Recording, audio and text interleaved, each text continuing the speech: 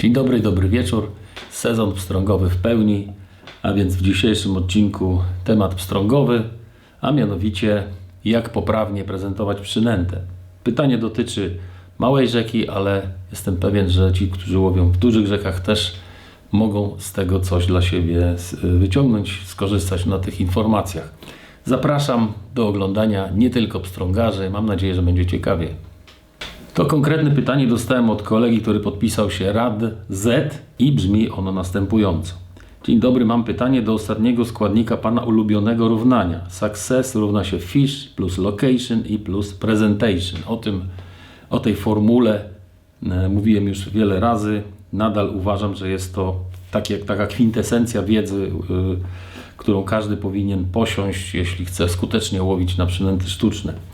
I dalej. Łatwo doszukać się porad odnośnie sposobu prezentacji na prostych odcinkach rzek. Z prądem, pod prąd, wachlarzem itd. Ale zawsze mam problem z prezentacją przynęty w miejscach, gdzie zakręt małej rzeczki przybiera kształt ciasnej litery U. Na moim ulubionym odcinku rzeki jest takich zakrętów kilkanaście. Strome, wysokie burty, pod którymi tworzą się najgłębsze w okolicy dziury przykryte korzeniami podmywanych drzew, ale woda kręci tam we wszystkie możliwe strony. Woblery i wirówki gasną i ciężko je prowadzić głębiej. Mocno obciążone twisterki z kolei wydają się zachowywać bardzo nienaturalnie. Może ma Pan jakieś parametry na obławianie takich miejsc, a może nie warto poświęcać im czasu i lepiej skupić się na wejściu i wyjściu z zakrętu. No tak, zdecydowanie myślę, że warto poświęcić takim miejscom więcej czasu, bo bardzo często zdarza się z mojego doświadczenia, że właśnie w tych miejscach kryją się naprawdę duże ryby. Duży pstrąg, tak jak mówiłem Wam wiele razy, potrzebuje odpowiedniej ilości wody nad głową, żeby się czuł bezpiecznie, plus kryjówki. I to może być zwalone drzewo, to może być podmycie pod burtą. Właśnie takie korzenie to jest idealna kryjówka, gdzie on sobie mieszka. Nażerowanie, tak jak też mówiłem wiele razy, zwykle opuszcza tą kryjówkę i łowienie pstrągów, które z jakiegoś powodu relaksują się w domu, czyli głęboko gdzieś tam pod korzeniami, raczej jest bezcelowe. Statystycznie jest nieopłacalne, dlatego że lepiej poszukać ryby aktywnej, przejść kawałek dalej, przyjrzeć się miejscówce z prawej, z lewej, takiej trudniejszej, ale rokującej, niż tam rzeźbić bardzo mocno, nie wiem, i długo, bo zwykle to nie przynosi rezultatu. No ale to jakby znowu mówiąc to, sam się zastanawiam, czy mówię prawdę, bo jest tak dużo zmiennych, tak dużo sytuacji, z których sam przeżyłem setki, tysiące podczas wielu lat pstrągowania, że ciężko to zapisać w kilku punktach i ciężko powiedzieć, że to działa wtedy, a to działa kiedy indziej. No wiadomo, tak. Są to sprawy dość skomplikowane, bo to jest zawsze taki miks bardzo wielu czynników. No ale jak słusznie kolega zauważył, prąd rzeki pomaga nam w prezentowaniu sztucznej przynęty i pomaga nam oszukać pstrąga. Niestety najtrudniej jest je złowić właśnie w wodzie stojącej. No a woda stojąca to nie jest tylko rzeka, to nie jest tylko jezioro, ale również są takie miejsca w rzekach. Właśnie jeśli jest ostry zakręt, no to zawsze w pewnym miejscu jest bardzo dużo wirów, silny prąd, ale obok już są wsteczne prądy. Jak jest zwalone drzewo na takim zakręcie, to tym bardziej za nim woda potrafi w zasadzie stać. Jak rzucamy przynętę, ona nie spływa, nie dryfuje, tylko opada lub też zatrzymuje się w toni. I to są bardzo trudne miejsca. One są dobre, ale trudne do przechytrzenia pstrąga oczywiście. No i oczywiście najtrudniej w takich miejscach jest przechytrzyć duże, doświadczone pstrągi, no bo małe po pierwsze mają mniejsze doświadczenie, a po drugie mają szybszą przemianę materii, no i po prostu potrzebują więcej jeść. Ale po pierwsze należy powiedzieć jedną ważną rzecz. Tak jak a propos tego, co kolega tu pisze, woblery i wirówki gasną i ciężko jest je sprowadzić głębiej. No więc kluczem do złowienia pstrąga, dużego pstrąga, nie jest sprowadzenie przynęty jak najgłębiej. Sam ten błąd popełniałem przez parę lat, jak zaczynałem tutaj chodzić za pstrągami w mojej okolicy. Już o tym kiedyś opowiadałem. są na mojej rzece dołki nawet takie po 4 metry. I zawsze mi się wydawało, tak sobie wyobrażałem, że właśnie w takim dole gdzieś przy dnie czai się ten wymarzony kaban. Dlatego łowiłem na spore woblery 8-10 cm, tak skonstruowane, żeby głęboko nurkowały. Ale jeszcze później stwierdziłem, że one trochę za słabo pracują, tak mi się wydawało. Więc doczepiałem z przodu ciężarek, łowiłem takim systemem trochę paternoster, tak jak się łowi szczupaki na głębszej wodzie, rzucając wobler, przypon, potrójny karabinczyk, przyponik i ciężarek. No masakra, wtedy oczywiście lepsza jest dłuższa wędka, więc chodziłem z takim zestawem trochę dziwnym, jak na rzekę Pstrągową. I muszę powiedzieć, że no, wyniki były słabe, tak z 2 sezony naprawdę rzeźbiłem, właśnie po to, żeby po pierwsze zejść tam gdzieś głęboko w te doły, a po drugie, żeby możliwie długo przetrzymać w takim najgłębszym miejscu, gdzieś pod jakąś karpą, gdzie było 3 metry głębokości, pod mycie. Wyobrażałem sobie, że jeszcze pod brzegiem jest dziura i bardzo często tak było na 100%. I tam stawiałem tego woblera i go tam trzymałem czasami dłużej, podciągając, popuszczając. Niestety rezultatem było sporo urwanych tych woblerów, no i kilka złowionych szczupaków. Naprawdę, nie pamiętam, czy choć jednego pstrąga złowiłem, a na pewno nic dużego. Może jakiś mały się tam gdzieś zaczepił, ale nic większego. Także to nie miało sensu tak naprawdę. Prawdopodobnie przyczyna tej porażki, tej strategii była trochę bardziej skomplikowana. Nie polegała tylko na tym, że przynęta była zbyt głęboko prezentowana, ale na pewno trzeba powiedzieć jedno, że staranie się, żeby przynęta bardzo głęboko gdzieś tam pracowała, nie jest kluczem do sukcesu. Bardzo ważne jest też, żeby sobie uświadomić jedną prawdę. Mianowicie pstrąg, zwłaszcza duży, który czuje się panem miejscówki, niezależnie czy to jest zwalone drzewo, czy jakieś podmycie pod karczem, czy głęboki dół, bardzo dobrze orientuje się, co się dookoła niego dzieje. Super świetnie widzi wszystko, co tam wpada i co przepływa, nawet z kilku metrów, no chyba że woda jest bardzo mętna. W każdym razie na pewno każdą przynętę, którą wrzucamy w takie miejsce, bardzo dobrze widzi i obserwuje. Więc dlaczego nie atakuje naszej przynęty? No, nie dlatego, że jej nie zobaczył, tylko dlatego, że jest ona niewłaściwa. To znaczy albo jest rozmiar tej przynęty niewłaściwy, albo zwykle na tym to polega głównie, jest źle zaprezentowana. Czyli właśnie tu kolega ma rację, presentation jest bardzo ważne, czyli prezentacja przynęty jest właściwie kluczem do sukcesu i jej wielkość.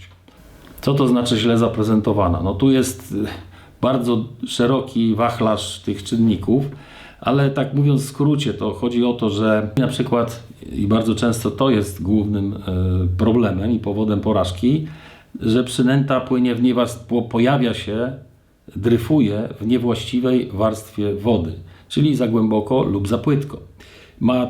Może mieć też nienaturalne ruchy. Jest zbyt agresywna. No, na przykład jak tu kolega zauważył z tym twisterkiem mocniej dociążonym. Po prostu ciężko go prowadzić tak, żeby pracował w takich zwarach bez szarpania, więc coś takiego po prostu nie występuje w naturze i pstrąg, jeśli to bierze. Ja wiem oczywiście, że się zdarza, że biorą pstrągi na to nawet duże, natomiast statystycznie to nie ma sensu w ten sposób prezentować sztucznej przynęty na pstrągi, jeśli się chce złowić zwłaszcza taką dużą, doświadczoną rybę. Kolejnym problemem może być to, że przynęta nasza porusza się w niewłaściwym kierunku. Na przykład najprostszy przykład z życia to jest imitacja żaby, która gdzieś w styczniu czy w lutym porusza się pod prąd. Nie ma takiej żaby, która płynie w tym czasie pod prąd. W ogóle nawet w lecie, kiedy jest najcieplejsza woda i żaby są w szczycie swojej kondycji, też rzadko pływają pod prąd, zwłaszcza w nurcie, bo po prostu nie mają na to siły, czyli płyną od brzegu do brzegu w poprzek, a zwykle są unoszone z prądem, a szczególnie właśnie w zimą czy wczesną wiosną, albo gdzieś tam w połowie wody dryfują, budzą się z letargu i są wymywane, czy wyłażą z tych swoich nor pod brzegiem i płyną po prostu z nurtem, albo wypływają już później w marcu, jak się troszkę cieplej robi, widać je na powierzchni, pływają po prostu w poprzek, albo raczej tak oczywiście z prądem. Więc tutaj można popełnić duży błąd, jeśli zaczniemy prezentować imitację żaby pod prąd. Na trzecim miejscu, jeśli chodzi o istotność, postawiłbym kolor przynęty. On też jest ważny, ale nie przesadzajmy z tym czynnikiem.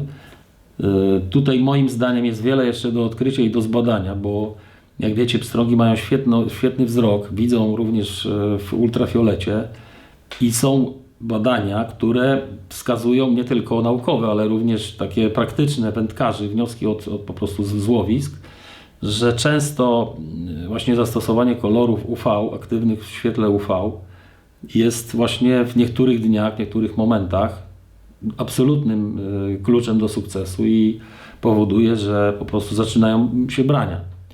Ta sama przynęta w jednym kolorze nie działa, w innym działa. Ale tak jak powiedziałem na początku, ten czynnik moim zdaniem jest najmniej istotny. Najważniejsze są wielkość przynęty i prezentacja tej przynęty.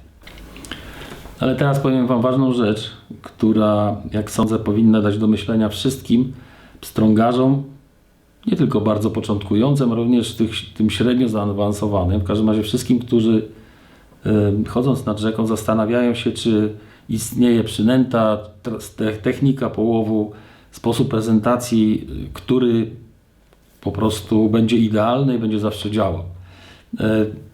Ja łowię pstrągi mogę powiedzieć nałogowo, od 1981 roku, czyli w tym roku będzie 43 lata.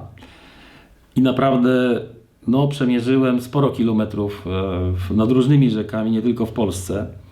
I mimo, że już kilka razy wydawało mi się, że znalazłem przynętę lub prezentację uniwersalną, czyli taka, która przyniesie powtarzalne, dobre rezultaty, to nadal niestety w każdym sezonie utwierdzam się w przekonaniu, że jest to niemożliwe.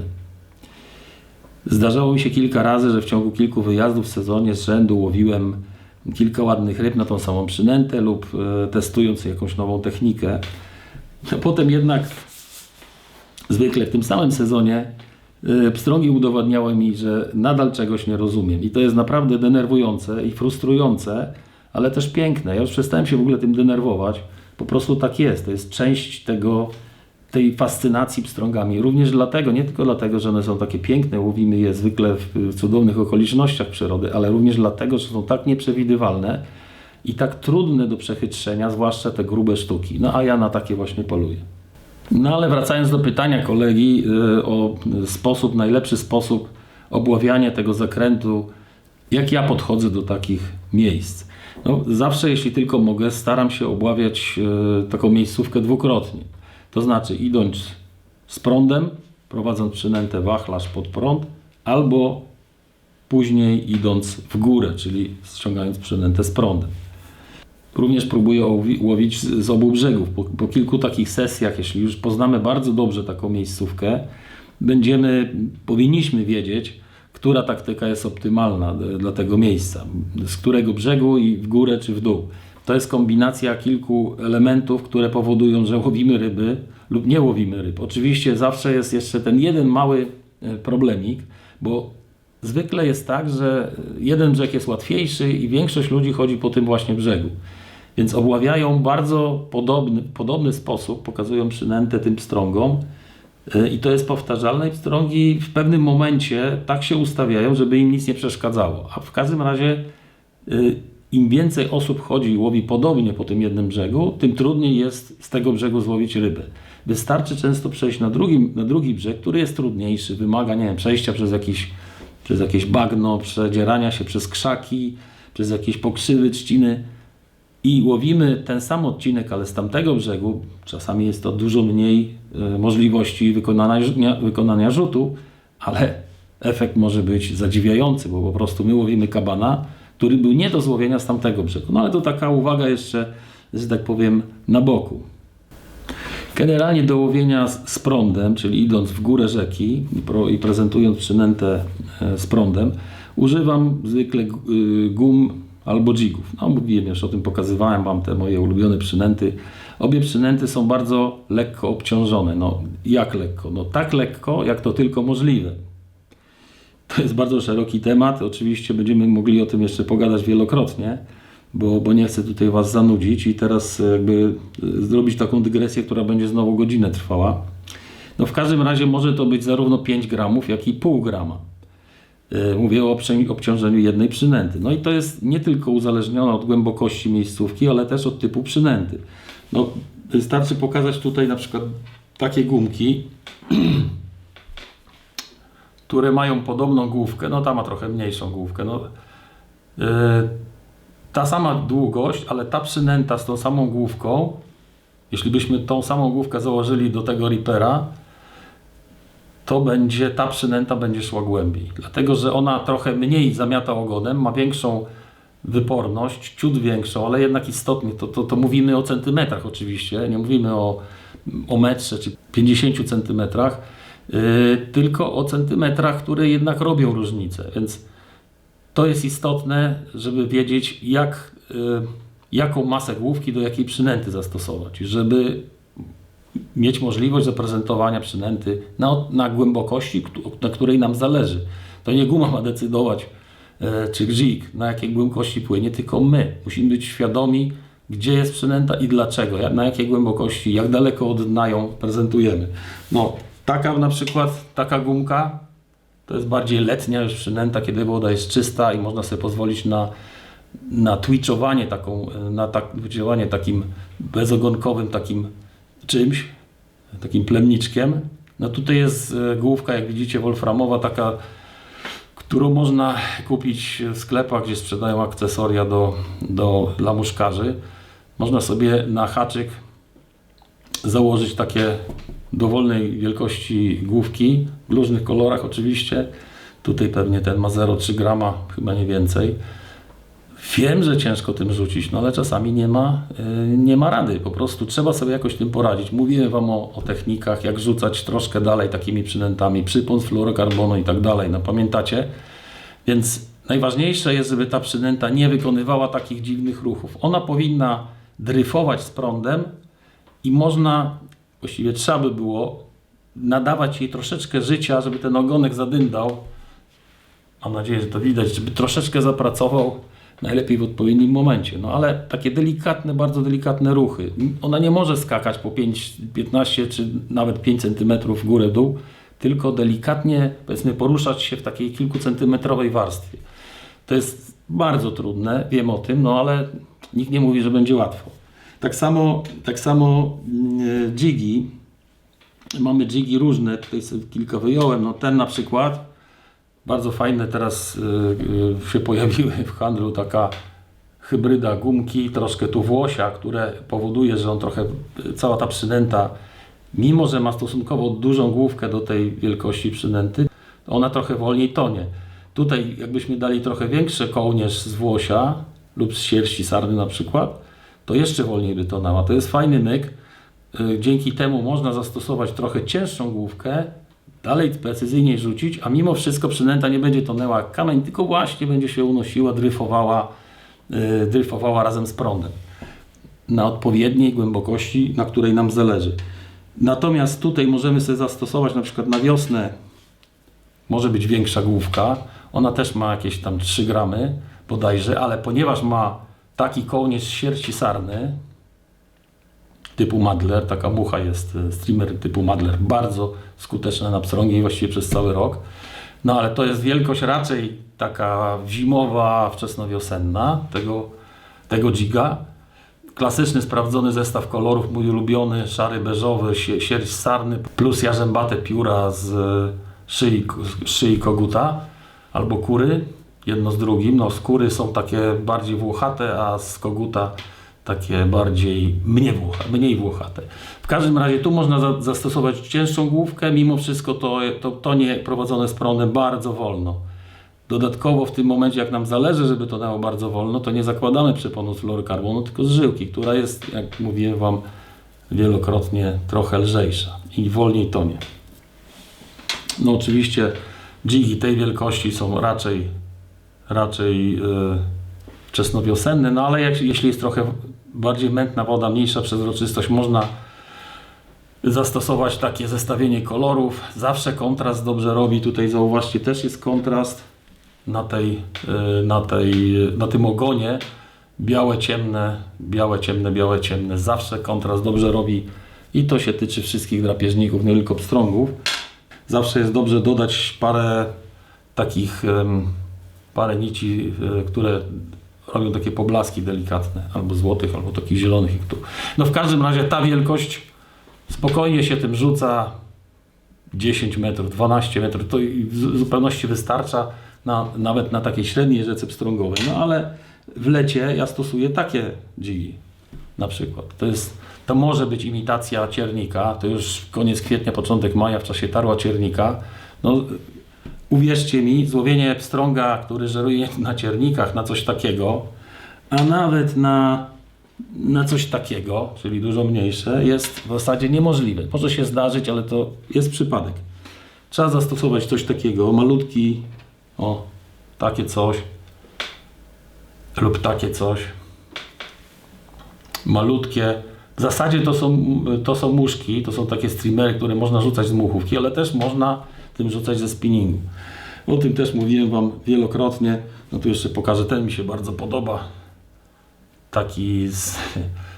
Taka kombinacja właśnie takiego gluta z jakiejś, nie wiem w sumie co to jest, to ja tego nie robiłem oczywiście, polecam Wam pracownię KN Baits and Flies. Krystian Niemy zajebiste przynęty robi.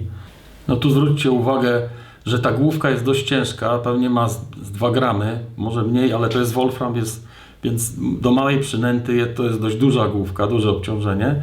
Ten glut nie za bardzo opóźnia opadanie przynęty, natomiast ten kołnierz z włosia, myślę, że to jest sierść zająca, tworzy taki spadochron, który powoduje, że przynętą można dość daleko rzucić i precyzyjnie, ale jednocześnie ona nie opada bardzo szybko. Tak? Taka sztuczka i myślę, że warto o tym pamiętać i zastosować taką konstrukcję do swoich przynęt, do małych jigów. Generalnie chodzi o to, tak jak Wam powiedziałem, żeby przynęta jak najbardziej precyzyjnie imitowała tak zwany dryft, czyli wszystko to, co jest unoszone bezwładnie z nurtem rzeki. Oczywiście zimą i wczesną wiosną pstrągi nie mają ochoty za bardzo, żeby się podnosić do powierzchni, do pokarmu. Są lekko ospałe, woda jest zimna, wiadomo, muszą nabrać kondycji, więc raczej żerują w połowie wody. Wtedy trzeba zejść troszkę niżej. No ale co to znaczy niżej? Turlanie przynęty po dnie, ripera czy jiga, nie ma sensu, bo przynosi tylko więcej zaczepów i strat w przynętach, a nie dużo brań. Ja się staram w takiej sytuacji prezentować przynętę mniej więcej w pół wody, czyli jeśli tam jest metr głębokości, to staram się, żeby przynęta szła pół metra od dna, nie po dnie, pół metra od dna, a nawet troszkę wyżej. Jeśli jest 2 metry, to metr od dna i tak dalej. No, w ten sposób to jest taki kompromis. No rzeczywiście czasami zdarza się rzadko, że pstrągi są takie ospałe, gdzieś tam styczeń, bardzo niska temperatura, że trzeba mu wjechać jigiem czy gumą do pyska, no ale to, tak jak mówię, no to statystycznie nie ma sensu, bo się tylko bardzo dużo przynęt urywa. Późną wiosną i latem, kiedy jest coraz więcej owadów i owady właśnie stanowią tę główną część pokarmu pstrągów, trzeba prezentować coraz bliżej powierzchni, no i wtedy dźwigi czy gumy muszą naprawdę lekko być obciążone. No bo właśnie w tym okresie letnim pstrągi bardzo dobrze obserwują powierzchnię wody, bo tam często pojawia się ciekawy pokarm, na przykład koniki polne, różne owady, które płyną po powierzchni lub też pod powierzchnią.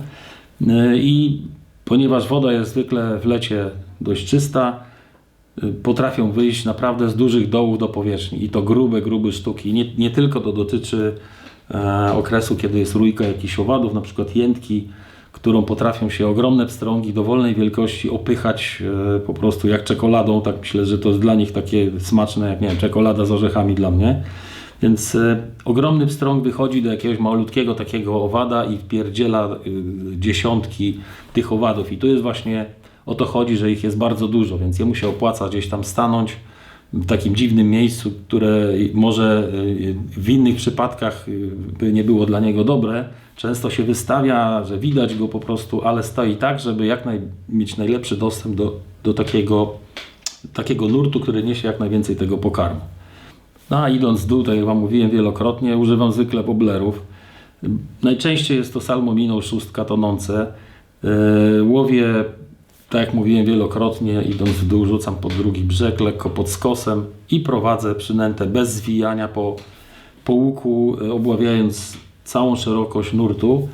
No i tutaj twitchowanie, czyli podszarpywanie poprawia bardzo znacznie skuteczność takich przynęt, ale w takim szczególnym miejscu, które opisał kolega, gdzie tak dużo jest tych zmiennych nurtów, twitchowanie jest jeszcze ważniejsze, bo żeby wobbler właśnie nie gasł, tak? Bo obrotówka rzeczywiście, musieliśmy się bardzo szybko zwijać, a to nie ma sensu, więc wobblerem trzeba twitchować i niekoniecznie trzeba się starać, żeby on był przy dnie, nie o to chodzi. Musi zagrać w odpowiednim momencie, w odpowiednim miejscu, musi po prostu zrobić to, co trzeba, a twitchowanie powoduje, że znacznie zwiększamy szanse na branie. Więc po tym łuku dochodzę do swojego brzegu, tutaj często zatrzymuję się, twitchuję, odpuszczam troszeczkę linki, podciągam. Czasami jeśli miejsce jest obiecujące, nie wiem, jakieś głębokie podmycie, drzewo zwalone, to tam chwilkę trzymam, nawet kilkanaście sekund przynętę. Czasami nawet odpuszczam, otwieram kabum, spuszczam przynętę, podszarpując, kontroluję tylko spływ i pracę wobblera, przeciskając z palcem wskazującym linkę do szpuli, twitchuję, odpuszczam linkę, spływa pół metra dalej. Często brania są w momencie, kiedy wobbler zatwitchuje i spływa, w tym momencie pstrąg wychodzi i go bierze. Zaciąć oczywiście jest trudno, ale jak mówi klasyk, dużo łatwiej zacina się ryby, które wzięły, niż te, które nie wzięły. Oczywiście z doświadczenia wiemy, że pstrągi z reguły biorą za pierwszym razem, za pierwszym podaniem przynęty, jeśli jest to zrobione poprawnie oczywiście, bo o tym mówimy, ale zdarza się, że trzeba rzucić kilkanaście razy, tylko konia z rzędem, jak to mówią starożytni górale, temu kto dokładnie wie, w którym miejscu warto rzucić kilkanaście razy. Zwykle się rzuca raz, dwa, w dobrych miejscach kilka razy, ale kilkanaście razy, to naprawdę trzeba po prostu znać rzekę, znać to miejsce, wiedzieć, że tam jest duża ryba, i mieć trochę farta. Najlepszym przykładem, że to może zadziałać, jest ta historia, którą wam kiedyś opowiadałem, jak straciłem jedną z ryb ponad 70 cm, wpuszczając wobblery do takiej dreny. Że cała rzeka, mały dopływ Pasłęki przepływał przez dwie dreny, które tam sobie rolnik ułożył, przysypując je ziemią. I tam w jednej złowiłem swoją życiówkę 67 cm, a tydzień później, czy 2 tygodnie później, już nie pamiętam, w drugiej drenie przyjechałem, bo testowałem wobblery, nie wziął mi, nie wiem, myślę, że z godzinę tam stałem, testując kilkanaście świeżo zrobionych wobblerów i w końcu ten pstrąg wziął. Była to bardzo duża ryba, na pewno ponad 70, grubo ponad 70 cm. Miałem porównanie sprzed krótkiego czasu. Niestety ją straciłem, ale wzięła naprawdę po tym, jak widziała kilkanaście wobblerów, więc to nie jest tak, że zawsze bierze za pierwszym razem. Warto czasami trochę się wysilić i troszkę po prostu popracować nad takim miejscem. Szczególnie właśnie nad takim miejscem, który kolega tu opisał, które jest bardzo obiecujące, zdecydowanie. Tam może stać kilka kabanów, jeśli to jest takie właśnie miejsce głębokie, pełne podmyć, skryjówek i tak dalej. Tam może być kilka dużych ryb, więc warto tam połowić z jednego, z drugiego brzegu, poznać po prostu anatomię takiej miejscówki, bo często za pierwszym razem nie jest to łatwe. I o tej porze roku, i o innej porze roku. Woda wyższa, niższa, bardziej przejrzysta, mniej przejrzysta, mnóstwo zmiennych. I wiadomo, że nie da się 2 razy wejść do tej samej rzeki, to nie jest wcale głupie powiedzenie. Oczywiście, jak sami rozumiecie, opowiedziałem wam tym razem tylko o podstawach podejścia do takiej miejscówki, bo o prezentacji przynęt pstrągowych można opowiadać godzinami. Myślę, że dobrym rozwiązaniem byłoby pokazanie paru sztuczek, jeśli chodzi o prezentację w terenie, na jakiejś małej rzece, również na takim miejscu bardzo ostrym zakręcie, jak do tego podejść, jak to obłowić. Pewnie można serial o tym zrobić. Postaram się w tym roku, w tym sezonie gdzieś taką małą rzeczkę odwiedzić i zrobić dla was taki filmik. Mam nadzieję, że to będzie z korzyścią dla was. To w tym odcinku tyle. Dziękuję za uwagę. Do zobaczenia za tydzień. Cześć.